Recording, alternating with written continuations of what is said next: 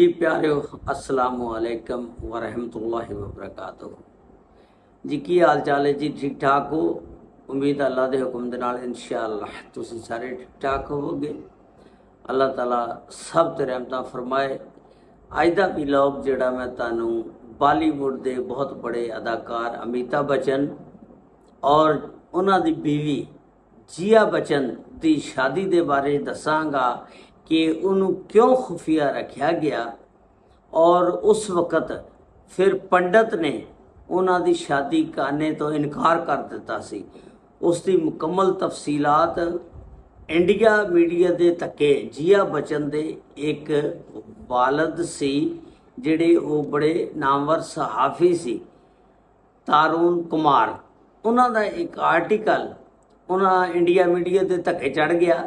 उसकी सारी तफसीलात इंडिया मीडिया ने शेयर की आ। वो की तफसीलात ने उसकी मुकम्मल तफसीलात अज की इस वीडियो के विच मैं तुहानूं दसांगा। लो जी, जे चैनल ते नवे ना तो चैनल को सबसक्राइब लाइक और शेयर जरूर कर देना। तुहाडीआं मुहब्बतां दा बड़ा शुक्रिया। नाल नाल मुहब्बतां वंडिया भी करो।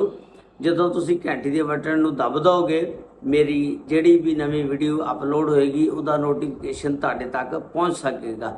इस तरह तुसीं मेरे नाल जुड़े रह सकते हो।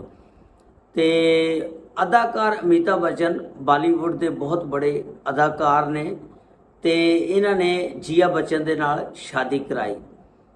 तो जिस वेले इन्हां दी शादी सी उस वेले पंडित जिहड़ा सी उन्हें इन्हां दी शादी करने तो इनकार कर दिता सी। ये गल इंडिया मीडिया ने दसी आ।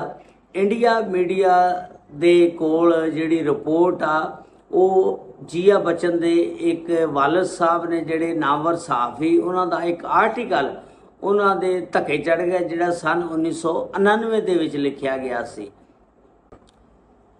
उस आर्टिकल दे विच तारून कुमार जिहड़े जिया दे वालद साहब हुंदे ने वो लिखदे ने कि अदाकार अमिताभ बच्चन ने 3 जून 1973 नूं एक दिन पहला शादी तो सानू पैगाम भेजा, यानी जिया दी अम्मी नू मैनू कि तुसी मेरे कोल पहुँचो बंबई।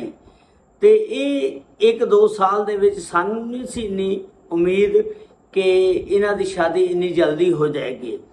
तो असी कहंदे ने कि जिस वेले बंबई पहुँचे 3 जून नू जाके फिर रस्मों रिवाज जिहड़े सी वो खुफिया रखे शादी दे सारे।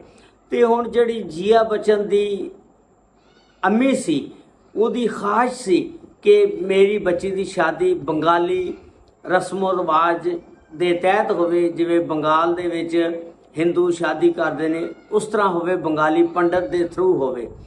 ते मैं जिस वेले हुण बंगाली पंडित नूं लभणे दा टाइम होया तो उन्हूं लभना शुरू करता तो बड़ा मुश्किल बंगाली पंडित लभ्या। जिस वेले बंगाली पंडित आया तो उन्हें आके जिया जिहड़ी बरहमन सी ते और बच्चन जिहड़े सी वो गैर बरहमन सी। ते वो पंडित ने भाई शादी तो इनकार कर दिता। उन्हें कहा मैं शादी नहीं करवा सकता।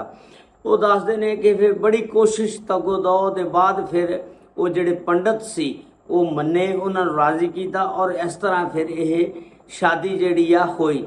मैनू पता सी कि मेरी जिहड़ी बच्ची आ एक आम आदमी का इंतखाब नहीं कर सकती। लोग दसदे ने कि कहंदे ने कि जिया एक बहुत बड़ी सुपरस्टार सी जिदी वजह ना अमिताभ बच्चन ने उहदे नाल शादी की।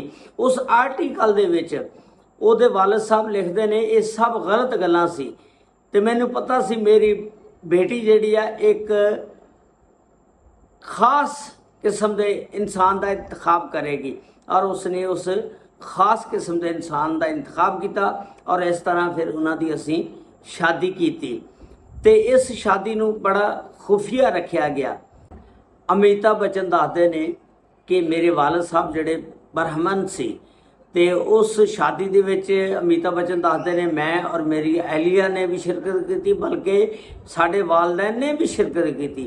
तो उन्होंने उन्होंने मुबारकबाद भी दी और बरहमन होने के बावजूद उन्होंने लफज कह के जदों कुड़ी मुंडा राजी की करेगा काजी, जदों दोनों जी राजी ने ਤੇ ਉਹਨਾਂ ਦੋਨਾਂ ਦੀ ਸ਼ਾਦੀ ਕਰ ਦਿਓ। ਇਹ ਅਦਾਕਾਰ ਅਮਿਤਾਭ ਬੱਚਨ ਨੇ ਗੱਲ ਦੱਸੀ ਕਿ ਮੇਰੇ ਵਾਲਦ ਸਾਹਿਬ ਨੇ ਕਿਹਾ, ਯਾਨੀ ਜੀਆ ਦੇ ਦਾਦਾ ਨੇ, ਉਹਨੇ ਕਿਹਾ ਕਿ ਤੁਸੀਂ ਇਹਨਾਂ ਦੀ ਸ਼ਾਦੀ ਕਰ ਦਿਓ ਅਗਰ ਇਹ ਦੋਨੋਂ ਇੱਕ ਦੂਜੇ ਨੂੰ ਪਸੰਦ ਕਰਦੇ ਆ।